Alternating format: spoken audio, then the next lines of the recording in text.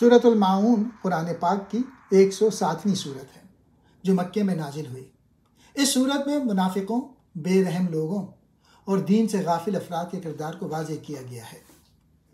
پہلا نقطہ، قیامت کو جھٹلانے والوں کی نشانی۔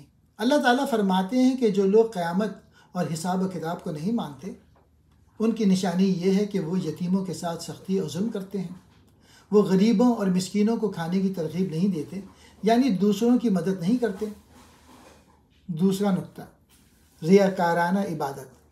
اللہ تعالیٰ ایسے نمازیوں کی مذمت کرتے ہیں جو محض دکھاوے کے لیے نماز پڑھتے ہیں، لیکن ان کے دل میں اللہ کا خوف اور اخلاص نہیں ہوتا۔ وہ نماز میں سستی اور لاپرواہی برتتے ہیں اور اس کا حق ادا نہیں کرتے۔ تیسرا پوائنٹ، چھوٹی چھوٹی بھلائیاں بھی نہ کرنا۔